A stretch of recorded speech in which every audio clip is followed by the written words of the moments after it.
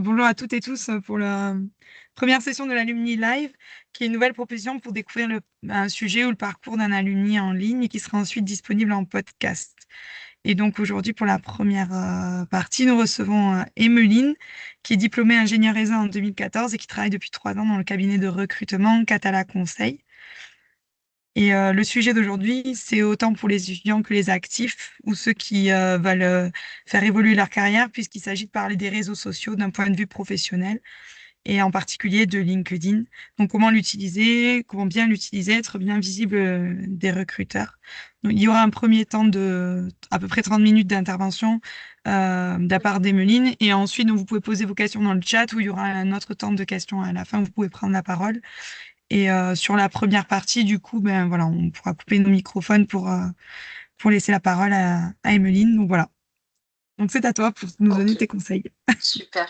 Bonjour à toutes et tous pour le. Bon, alors enchantée. Alors moi, c'est Emeline Bourré, donc je suis diplômée de. Alors attendez, que je me trompe pas, Marjolaine, c'était 2014, c'est ça qu'on est sorti? Ouais, voilà. Donc 2014. Alors moi, j'ai plutôt un parcours au départ dans la filière viti-eno, puisque c'était la spécialité que j'ai fait pendant 7-8 ans sur différentes fonctions, en qualité, en supply chain, en R&D. Et puis il y a 3 ans, j'ai fait je ne sais pas si on peut dire une reconversion, un petit virage vers le recrutement et le recrutement spécialisé dans les filières agricoles et agroalimentaires, au sein du cabinet Catala Conseil. Alors peut-être que certains connaissent, déjà le cabinet puisque comme on fait, que de l'agri et que de l'agro, on est, un peu habitué à rencontrer des gens de la filière. D'autres peut-être ne connaissent pas, donc je vais juste refaire un petit peu de contexte. Alors du coup, si on se voit aujourd'hui, effectivement, c'est sur un sujet précis, comment booster votre profil LinkedIn, parce qu'aujourd'hui, nous, dans le recrutement, LinkedIn, c'est la première plateforme en fait que l'on utilise. Moi, je passe, je vais pas dire toute ma journée sur LinkedIn, mais presque. J'échange vraiment au quotidien en fait sur cette plateforme et donc forcément, si on a envie de se distinguer, si on a envie de se montrer visible des recruteurs, il y a deux-trois petites choses à savoir et à connaître, parce que voilà, c'est un réseau sur lequel il y a beaucoup de monde, mais il y a aussi, plein de gens qui sont, un peu inactifs ou qui ont juste un profil et l'objectif c'est de pouvoir se distinguer. Alors, si ça vous va, je vais juste un petit peu présenter l'activité du cabinet. Ça vous permet de comprendre aussi, de faire le lien après sur ce que l'on fait sur LinkedIn et ce pourquoi vous avez aussi parfois certains recruteurs qui vous contactent sur LinkedIn. Donc nous, le cabinet Catala, c'est un cabinet de recrutement. Donc comme je disais, spécialisé en agricole et en agroalimentaire, on fait que ça. Le cabinet existe depuis 37 ans. Nous, alors on était 7, on est 5 maintenant aujourd'hui dans le cabinet. Donc ça fait à peu près 2500 recrutements qui ont été réalisés en France et à l'international depuis 1988. Donc comme vous voyez, on est habitué à parler à des gens, interagir, c'est vraiment notre quotidien. Nous, ce que l'on fait, c'est qu'on recrute selon deux modes, ce qu'on appelle du recrutement mixte, soit via de la diffusion d'annonces, qui est assez classique, via ce qu'on appelle les job boards, donc c'est ce que vous voyez sur Cadre Emploi, sur Hello Work, sur la PECITA, sur la PEC. C'est les annonces que l'on poste pour nos clients. On est donc un intermédiaire, on travaille pour nos clients et on fait aussi pour eux de l'approche directe. Et c'est ce qui nous intéresse et ce qui fait le lien avec LinkedIn.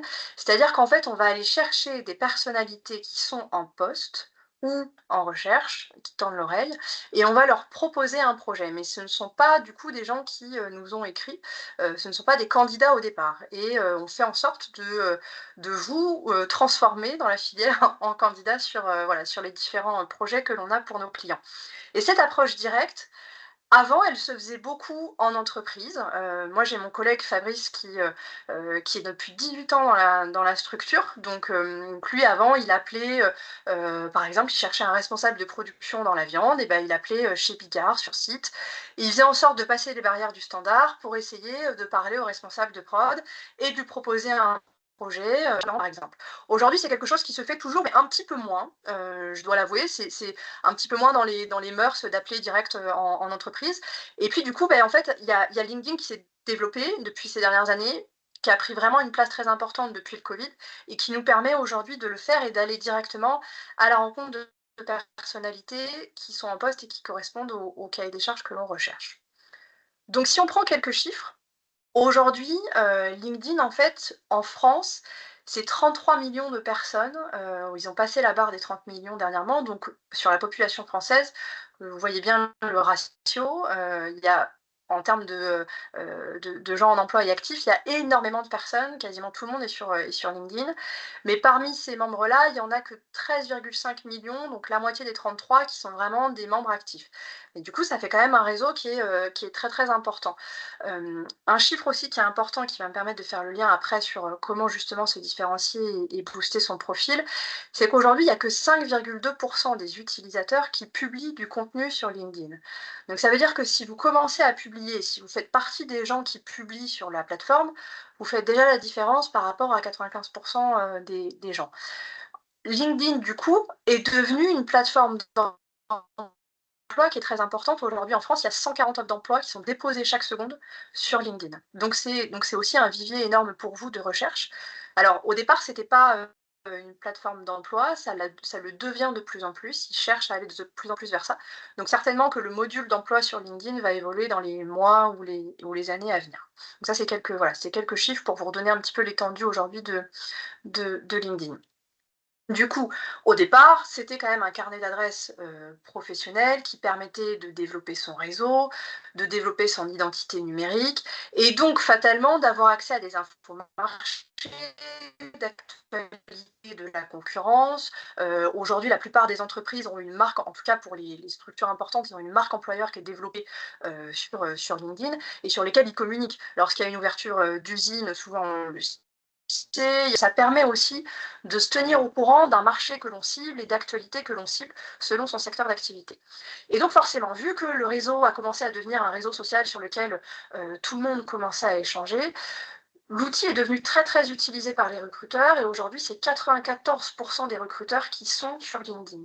Donc c'est vraiment devenu un outil finalement, si je fais un parallèle avec le marketing, un petit peu de personal branding où on va, développer sa marque personnelle, développer sa visibilité et pouvoir se faire repérer par des recruteurs et ça à tout moment finalement de sa carrière. Que l'on soit, un jeune diplômé qui commence à chercher du travail et on va l'afficher un peu plus clairement ou que l'on soit, quelqu'un qui a déjà plus d'années d'expérience, qui évolue, qui s'est construit son réseau professionnel et qui permet de le garder, on va dire, sous le coude, sur LinkedIn. Parce que je pense qu'on a, voilà, on est tous, issus de l'ESA, on a tous déjà dans nos promos un nombre de collègues avec lesquels on a plus ou moins gardé de relations. LinkedIn quand même, permet ça, de garder en relation tout le monde, d'aller voir un peu ce que font les gens, et parfois quand il peut y avoir des matchs professionnels de pouvoir l'utiliser. Donc voilà un petit peu pour le contexte, global. Et donc du coup, je vais, parler de 4 clés qui sont des choses qui vont peut-être vous sembler un peu évidentes, mais vraiment, moi je passe, ma journée, je le disais sur LinkedIn, il y a des choses, tout le monde ne le fait pas et juste de le faire, ça permet déjà de se différencier. Il y a quatre grandes choses, un peu comme sur un CV, c'est de travailler la photo, la bannière, le titre qui est différent de votre fonction et de votre titre de poste, vous verrez, je vais vous l'expliquer, votre résumé et vos expériences, mais valorisées en fait, comme, voilà, comme sur un CV et de pas avoir juste une liste de fonctions, mais de vraiment pouvoir les valoriser. Alors si on se penche un peu sur, la construction d'une page LinkedIn et sur les infos qu'on retrouve, la 1re chose que l'on a au début effectivement, c'est, la photo et la bannière. Alors la photo, si vous pouvez le faire, franchement faites-le pour ceux qui ne l'ont pas encore fait. Juste d'avoir une photo professionnelle avec un visage voilà, neutre ou un sourire, une bonne luminosité, ça rend déjà tout de suite votre profil un petit peu plus humain et tout de suite, ça accroche un peu plus l'œil. En fait, nous, si vous voulez, les recruteurs, je parle de mon cas, si vous voulez voilà, vous faire repérer des recruteurs, on passe très peu de temps finalement dans la journée sur chaque profil LinkedIn, comme sur les CV. Au final, voilà, sur les CV, je pense que et les derniers chiffres qui sont sortis, c'était ça, on passe moins de 10 secondes par CV. Bah, sur un profil profil LinkedIn, finalement, c'est un peu pareil dans une journée. Moi, je vais aller chercher plein de choses, des mots-clés, et du coup, ça va très vite. Donc, s'il y a un visage déjà, et s'il y a une photo sur le profil LinkedIn, ça peut permettre aussi, du coup, parfois, le recruteur, il fait partie de votre réseau, ou votre visage lui dit quelque chose, et tout de suite, ça accroche l'œil, il se dit: «Ah mais oui, je la connais, ou je le connais. Qu'est-ce qu'il fait déjà? Où est-ce qu'il en est?» Déjà, c'est un 1er point d'accroche. Ensuite, il y a la bannière. Alors, la bannière, vous pouvez décider de ne rien mettre, mais c'est vrai que c'est dommage parce que vous pouvez l'utiliser.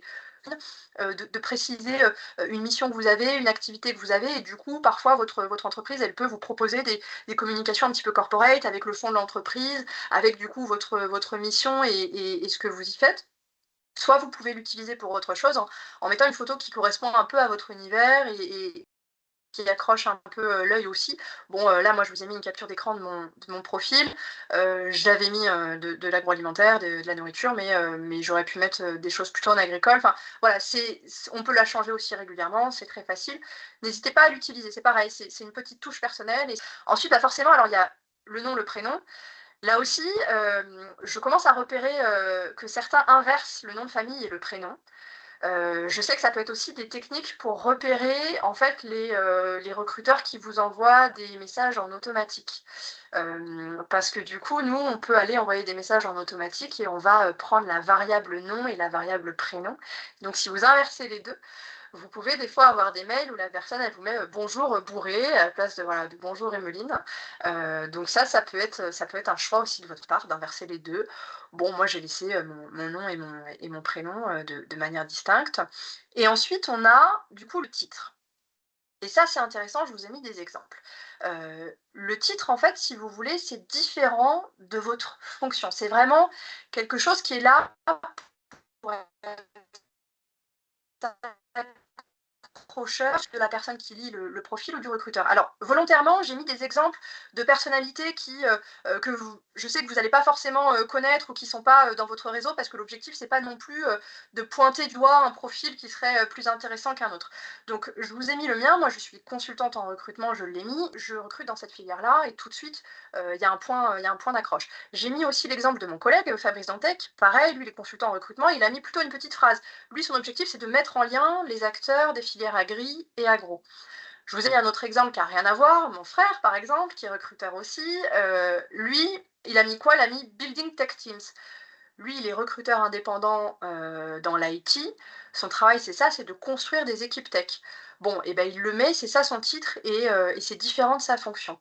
Elie Toupart, c'est une consultante aussi en recrutement qui travaille pour un cabinet bah, concurrent d'une autre, mais c'est quelqu'un qui est très actif sur LinkedIn. Vous voyez, elle met la graine du recrutement, agriculture, marque employeur et LinkedIn Top Voice parce qu'elle est très active et du coup, elle est considérée comme une des voix de LinkedIn. Bon, bah, elle, c'est pareil, c'est très clair, on voit du coup ce qu'elle fait. Elle a mis une bannière qui est en lien avec la mission qu'elle a dans sa fonction, avec le titre de son entreprise qui est Inspire RH. Bon, je fais un peu de pub pour les concurrents. Mais voilà, du coup, c'est pour vous donner des exemples de comment, mettre un titre qui soit un petit peu plus accrocheur et pas juste une fonction, pas juste responsable de production. Vous pouvez mettre le secteur dans lequel vous êtes et en fait, tout ça, ça participe à des mots-clés et vous verrez plus tard, c'est intéressant les mots-clés parce que nous, on a des comptes, en fait, recruteurs qui sont un petit peu différents et c'est comme ça qu'on va chercher, les profils sur LinkedIn. Ensuite, si on descend un petit peu, dans la page, il y a ce qu'on appelle le résumé. Alors le résumé, c'est quelque chose que nous, on lit beaucoup en tant que recruteur parce que ça nous permet aussi de voir un petit peu comment la personne, elle s'exprime. Ça permet de voir en sous-texte une manière de rédiger. L'idée, c'est de mettre un petit peu, bah, qui vous êtes, qu'est-ce qui vous intéresse et ce que vous pouvez apporter à une entreprise si jamais vous êtes en veille. Alors je vous ai mis, volontairement l'exemple tout en bas de mon résumé que je pourrais retravailler parce que justement, je l'ai mis, au début où je suis arrivée au cabinet, je l'ai pas forcément, retravaillé dernièrement. Je mets qui je suis ingénieure de l'ESA, j'ai évolué dans la filière, vitivinicole, en R&D, en qualité Et je mets un appel à l'action, ce qu'on appelle un call to action. Donc je mets: «N'hésitez pas à me contacter pour échanger sur de nouvelles opportunités» et j'ai mis mon adresse mail. Ça, c'est des choses aussi que vous pouvez faire, de mettre une adresse mail, des coordonnées. Alors peut-être pas votre numéro parce que du coup, ça veut dire que tout le monde va le voir, mais peut-être une adresse mail si vous souhaitez que la personne, elle vous contacte, vous pouvez le mettre. J'ai mis aussi mais il faudrait que je le retravaille un petit peu. Vous voyez, il est un peu court, il était plutôt tourné vers les candidats pour que les candidats me contactent. Mais si demain, je suis en veille, de recrutement, je pourrais un petit peu le retravailler pour dire vraiment ce qui m'intéresse et ce qui me passionne. J'ai pris un autre exemple qui est, bon, qui est une collègue de promo, qui, peut-être se reconnaîtra si elle voit ça, qui l'a bien travaillé. Je suis tombée sur son résumé, elle l'a bien travaillé, puisqu'en fait, elle met un petit message au début qui est un peu une intro pour dire qu'elle, ce qui l'intéresse, bah, finalement, c'est le bien manger, c'est l'agriculture respectueuse de l'environnement. Elle met, quelques éléments sur ce qui, elle, la touche. Elle met aujourd'hui ce qu'elle fait, donc elle travaille dans l'accompagnement en appro pour la filière lait et puis du coup, elle met ce qu'elle souhaite faire dans et comment elle souhaite s'investir dans cette filière. Pardon. Elle veut accompagner et soutenir cette démarche en valorisant le travail des producteurs, rendre accessible au plus grand nombre une alimentation de qualité.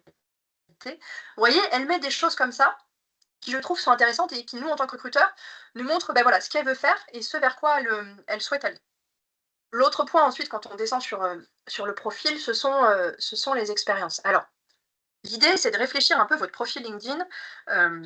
Alors oui, c'est une sorte de CV, mais pas que. Donc il faut quand même le réfléchir aussi en termes de réalisation et pas uniquement de mission.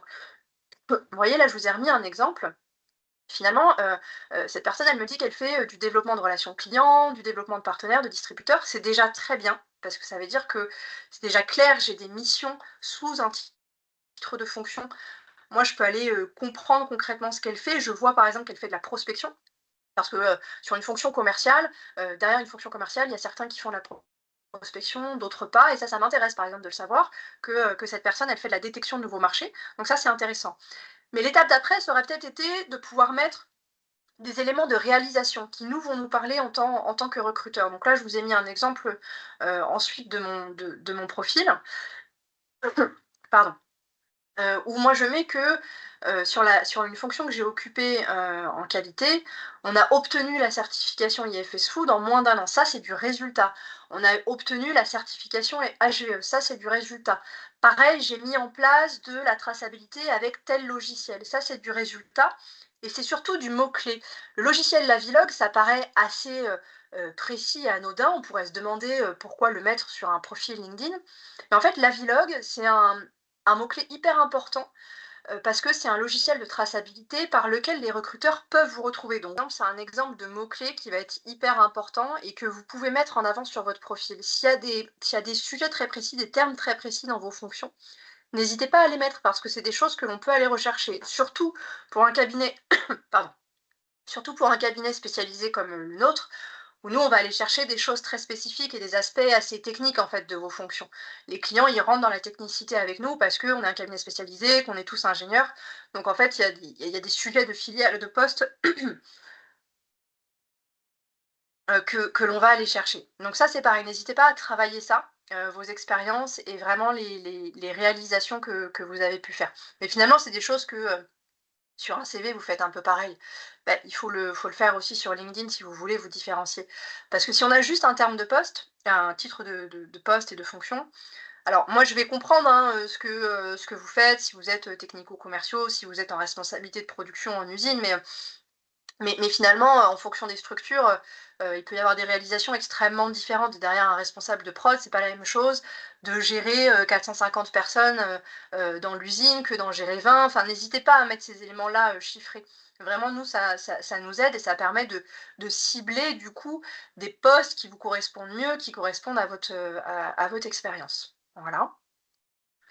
Et ensuite, si on descend un peu, dans le profil, il y a un élément aussi qui peut être important, à repenser tout au long de sa carrière, c'est que, en fait, bon, voilà, là, vous allez avoir vos formations d'ingénieurs qui ressortent. Ça, c'est un petit peu, voilà, on l'a tous là sur nos profils.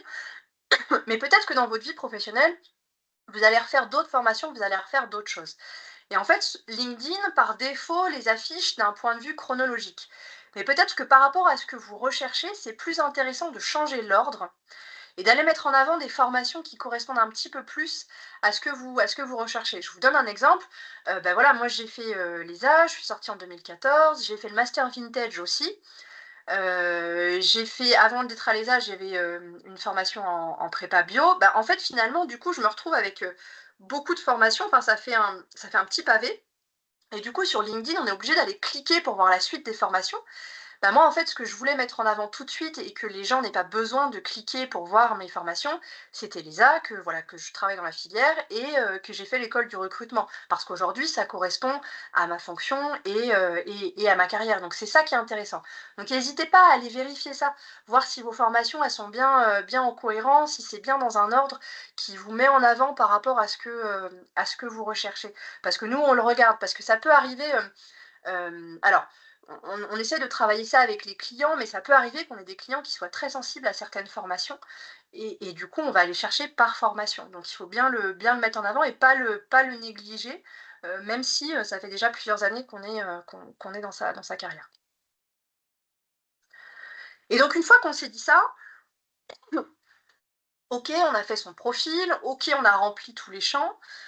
Maintenant, comment on fait du coup pour booster sa visibilité? Il y a plusieurs moyens auprès des recruteurs ou auprès de votre réseau. Le premier point qui nous vient, assez naturellement, c'est de se dire: «Bah, je vais créer du contenu». Alors oui, c'est intéressant, mais attention, LinkedIn, c'est comme tout réseau social, il y a un algorithme. Donc ça veut dire que votre post, au départ, il est montré qu'à 1 de vos abonnés et s'il y a de l'interaction, du temps passé sur le post, il va être diffusé au reste du réseau. Donc, ce qui est intéressant, c'est d'essayer d'aller, communiquer des choses qui correspondent à votre cible, qui correspondent à votre réseau pour aller créer de l'interaction et pour qu'on commence à voir votre profil. Finalement, comme tout réseau, social, c'est un peu le même sujet. Et vous n'êtes pas obligé de créer des posts en partant de zéro, parce que parfois c'est pas évident. Alors aujourd'hui, à l'ère de, ChatGPT, c'est de plus en plus facile la création de contenu, mais ça veut aussi dire que parfois il y a des choses qui peuvent être un petit peu, plates, un petit peu vides. S'il y a des articles qui vous ont intéressé, vous pouvez les republier. Là, je vous ai montré des exemples, parce que republier quelque chose, ça participe quand même à animer du contenu, à animer du coup dans votre réseau peut-être, il y a peut-être des gens qui vont réagir à ce contenu-là et c'est un peu plus facile que de partir de zéro et de créer du contenu de zéro. Si déjà vous voulez commencer un petit peu à créer des choses, ça peut être intéressant de commencer par ça.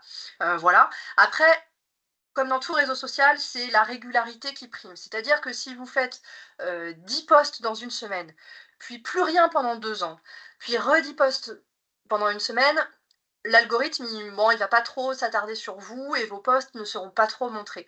Il vaut mieux faire peut-être, 1 post par mois, sur un sujet vraiment qui vous intéresse et du coup, vous allez commencer à créer de l'interaction comme ça et puis après vous passerez peut-être à un toutes les 2 semaines et puis un par semaine et cetera et c'est la régularité qui vraiment fait que vos posts vont être montrés dans le réseau.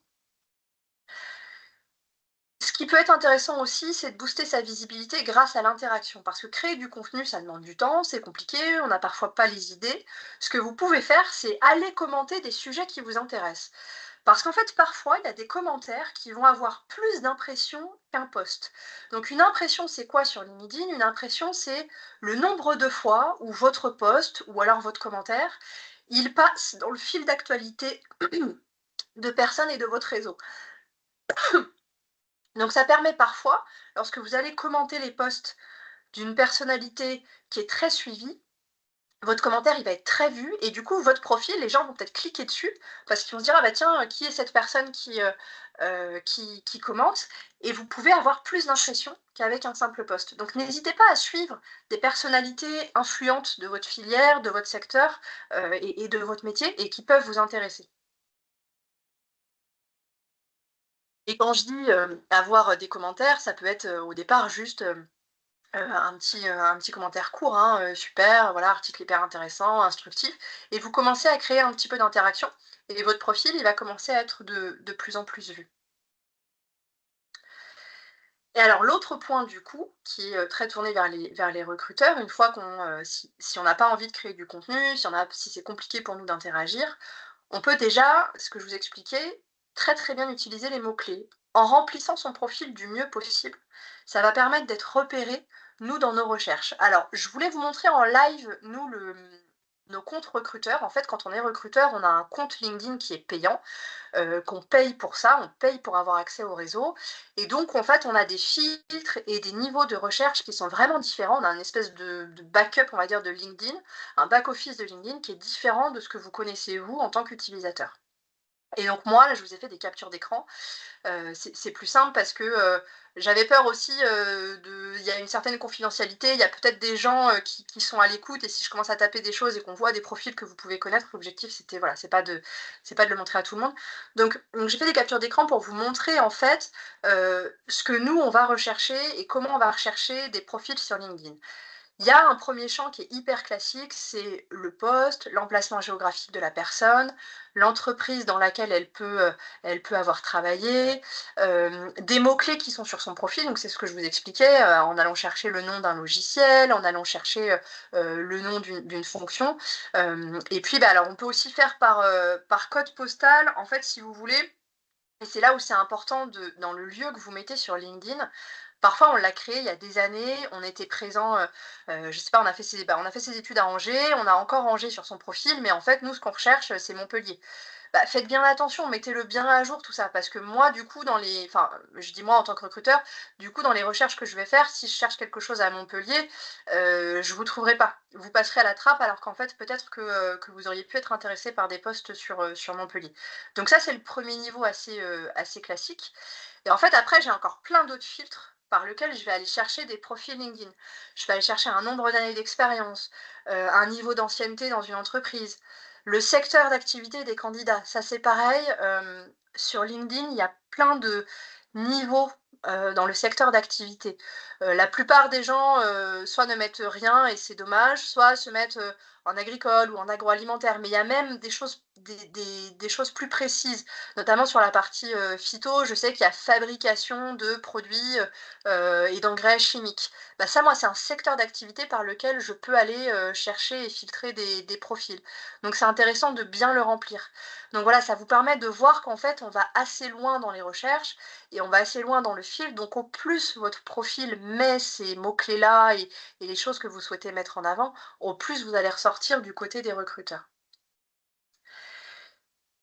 Et l'autre point, c'est aussi de booster sa visibilité avec, son statut.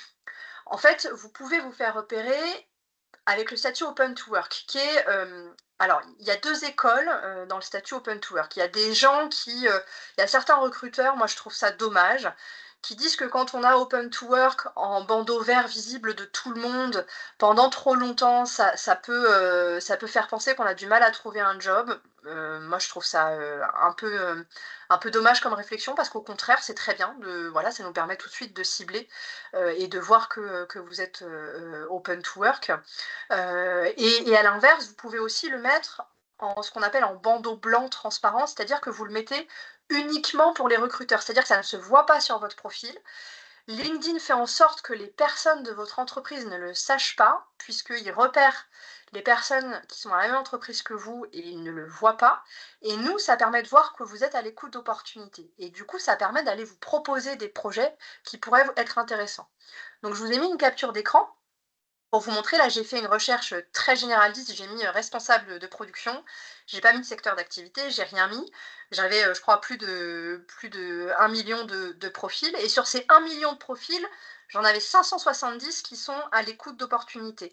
Bah, en fait, moi, je peux aller filtrer par ça, je peux aller cliquer sur ce filtre-là et je peux aller, du coup, cibler ces gens qui sont à l'écoute d'opportunités et en plus, vous pouvez préciser le type de poste que vous recherchez. Là, par exemple, je vous ai mis des captures d'écran de quelqu'un que j'ai repéré qui était à l'écoute. En fait, moi, ça s'affiche comme ça de mon côté. Je vois que vous cherchez un poste de recherche et développement à temps plein sur Rennes. Je vois aussi que c'est quelqu'un, où j'ai 4 relations en commun, avec lui, que, en activité, j'ai, quelqu'un qui lui a déjà envoyé un message de mon entreprise et il a déjà été vu. Donc voilà, moi j'ai plein en fait, d'éléments, qui me permettent de comprendre ce que la personne recherche et ça va nous permettre vous envoyer les meilleures offres. Donc quand vous êtes en recherche active, ça permet que du coup vous ressortiez en fait dans les recherches. Parce que si je reviens sur l'écran précédent, en fait, les profils qui sont actifs, les profils qui sont à l'écoute d'opportunités ou les profils qui postent, qui ont de l'interaction, ils ressortent en haut dans ces talents actifs, dans ces talents à l'écoute d'opportunités. Et l'algorithme vous fait ressortir plus haut dans le listing. Parce que parfois, moi, je vais regarder ça peut m'arriver de regarder 2000 personnes dans la journée, je défile tous les profils. Bah, en fait, vous sortez dans les premiers, donc forcément, vous êtes les premiers que l'on contacte. C'est ça l'intérêt, en fait, de booster sa visibilité, c'est de ressortir dans les algorithmes. Le réseau social fonctionne comme ça. C'est un algorithme dans lequel il faut se différencier des autres pour être plus visible. Et vous pouvez aussi booster votre visibilité en élargissant votre réseau et en allant peut-être directement au contact d'une entreprise, d'un manager, d'une fonction qui vous intéresse. C'est l'intérêt aussi de LinkedIn, c'est-à-dire que moi j'ai des gens qui me contactent très régulièrement, qui me disent en off, bah là je tends l'oreille sur tel poste, est-ce que vous avez des choses? Et tout de suite j'ai leur profil, tout de suite je vois ce qu'ils recherchent et c'est intéressant d'aller cibler des entreprises comme ça. Je ne sais pas si là il y en a qui cherchent par exemple des alternances, vous pouvez aller repérer du coup des entreprises qui vous intéressent, cibler le manager de la fonction, du service, aller lui proposer votre parcours et discuter tout de suite en chat en fait. Vous faites une connexion LinkedIn avec la personne, si elle vous accepte, après vous pouvez chatter avec elle en direct. Et parfois ça permet du coup d'avoir des échanges plus directs, de récupérer un numéro de téléphone, de pouvoir parler avec la personne dans certaines structures où parfois les services RH sont assez importants, parfois il y a beaucoup de postes en même temps qui sont ouverts et au moins là vous pouvez aller en direct avec le manager d'un service. Voilà un petit peu ce que je voulais vous dire sur cette visibilité-là. Maintenant, ce que vous pouvez faire aussi, si vous le souhaitez, pour ceux qui sont intéressés, c'est vous pouvez m'ajouter sur LinkedIn. Je regarderai votre profil si voilà, s'il y a des choses qui ressortent et s'il y a des choses qui vous intéressent. Je pourrais du coup regarder et puis vous donner quelques tips et vous dire comment ça ressort. Voilà pour moi, pour les petits tips. Bah, merci beaucoup, hein, Merci c'était beaucoup. très intéressant. Donc pour celles et ceux qui auraient des questions, bah, vous pouvez activer votre micro, puis ça permet de poser vos questions à Emmeline. Et puis on vous a mis dans le chat aussi un lien vers un petit questionnaire qui prend vraiment 3 minutes pour aussi avoir votre avis. Donc n'oubliez pas, voilà, pour celles et ceux qui n'auraient pas ouvert le chat. Ah, du coup, le président, Bastien, à toi, si tu as une question. Faut toujours un premier. Ah non, merci beaucoup, Emeline, pour ton intervention, vraiment de qualité hyper intéressante. J'ai vu que mon profil n'était pas totalement à jour, du coup, je suis en train de le faire. T'as beaucoup parlé, et c'est normal, de bah, comment se vendre, c'était le sujet.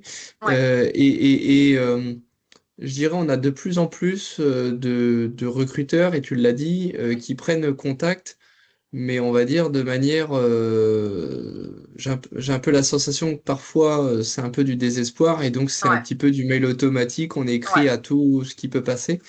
ouais. Et donc ça peut polluer effectivement.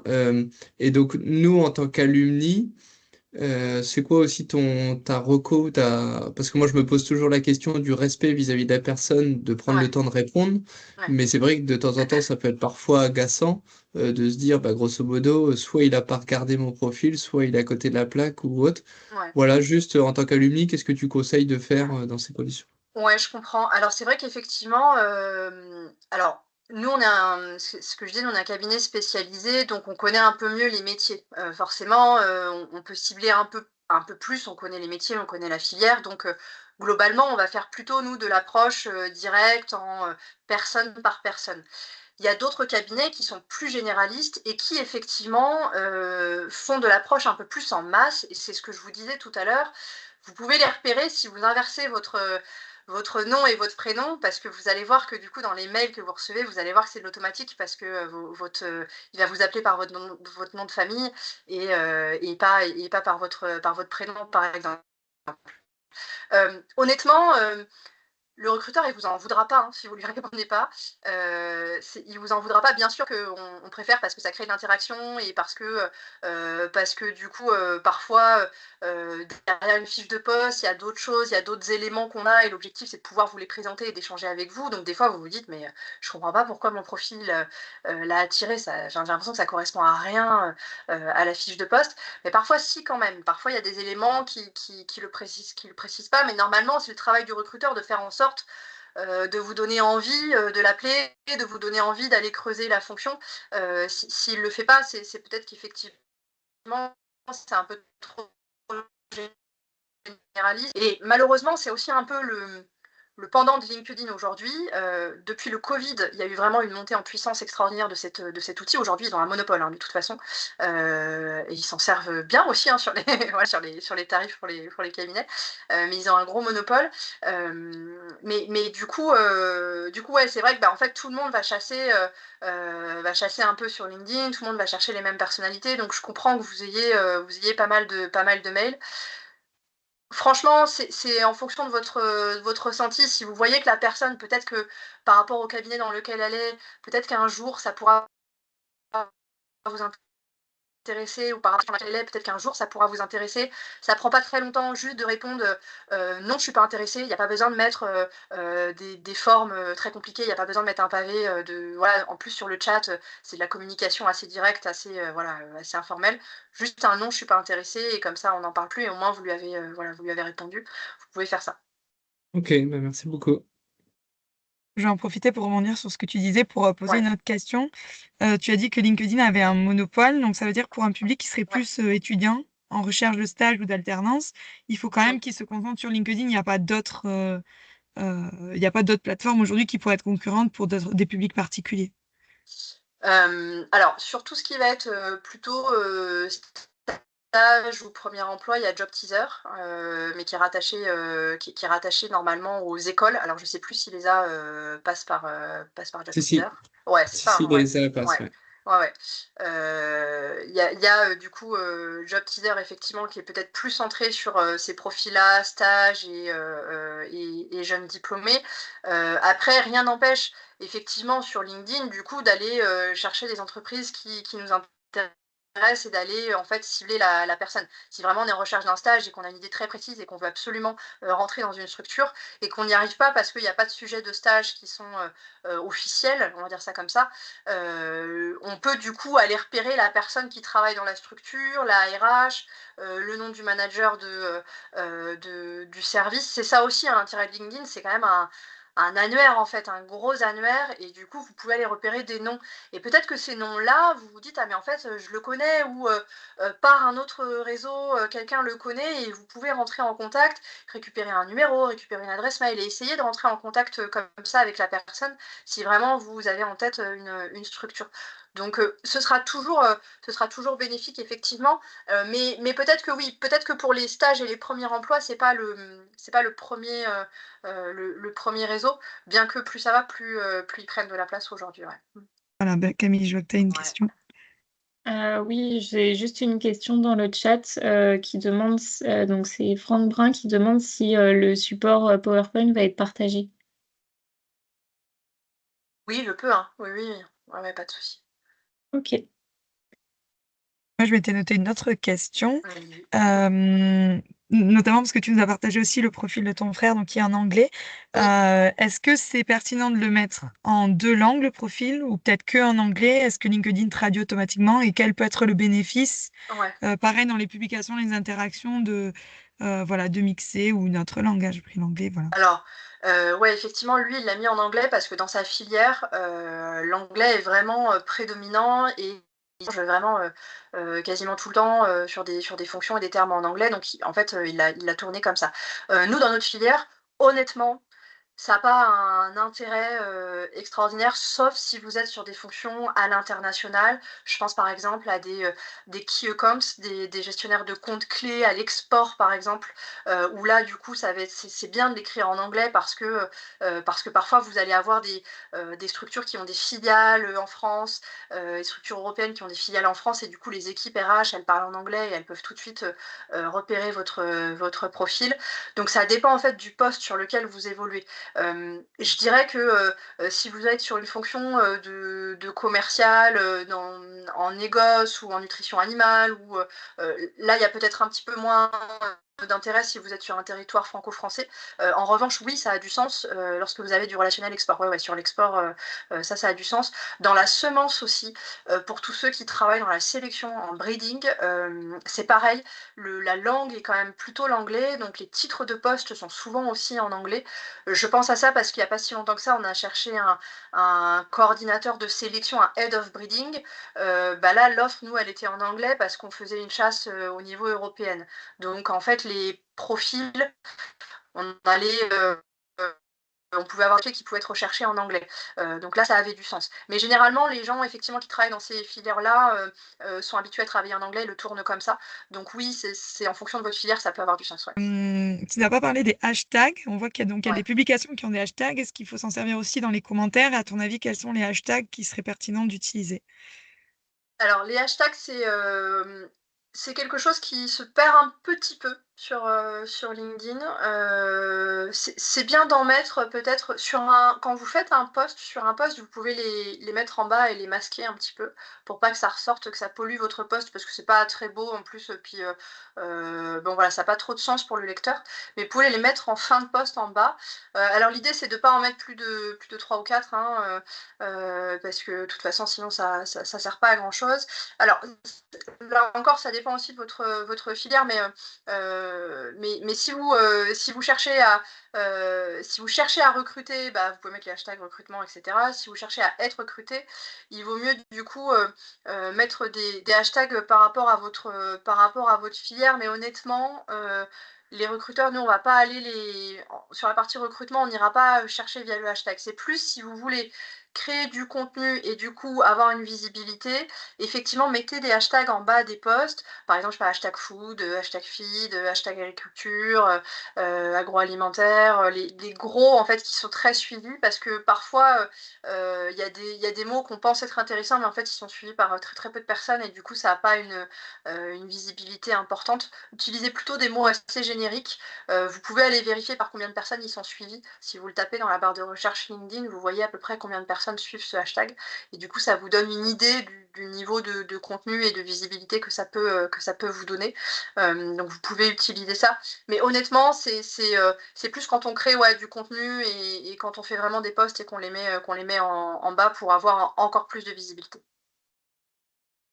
Ah, il y a une question dans le chat. Ah. Alors, Mathilde, est-ce que les recommandations sont véritablement un atout en vue d'une recherche de poste, et combien de compétences maximum préconisez-vous? Ouais. Alors, les compétences, du coup, les compétences, c'est ce qui est relié à un poste. Alors, je peux peut-être vous montrer, je sais pas si je vais pouvoir sur mon profil LinkedIn, mais en fait, les compétences, c'est vraiment, vous les avez en bas de votre fonction. Je vais juste vous montrer sur le mien. Hop. Ça peut être intéressant parce qu'on peut parfois, effectivement, je pense, dans les fonctions commerciales, on peut aller chercher des gens qui ont fait de la prospection. On en parlait tout à l'heure. Ce terme-là de prospection, c'est quelque chose que l'on peut rechercher en termes de compétences, parce que tout le monde n'en fait pas dans la fonction commerciale. Donc là, ça peut être intéressant. Un maximum, je n'ai pas de maximum forcément à vous donner. Le plus il y en a, le mieux c'est. Mais après, c'est pas non plus l'objectif, c'est pas non plus de mettre 500 compétences. Mettez vraiment celles qui ressortent le plus par rapport à votre poste. Et en fait, vous pouvez les lier à votre poste. Je ne sais pas si je peux vous montrer sur le mien, si ça veut bien. Hop. Je vais montrer sur mon profil. Et les recommandations, honnêtement, je suis très honnête avec vous. Moi, je les lis pas tant que ça. Parce que déjà, elles sont toutes en bas du profil. C'est tout bête, mais elles sont toutes en bas du profil. Donc, ça veut dire qu'il faut aller tout en bas, le regarder. Je peux le faire parfois, mais en première lecture sur un profil LinkedIn, finalement, C'est pas quelque chose qu'on regarde beaucoup, mais après c'est peut-être propre à nous, notre cabinet, parce que ces recommandations, c'est plutôt des choses qu'on va aller chercher dans un processus de recrutement.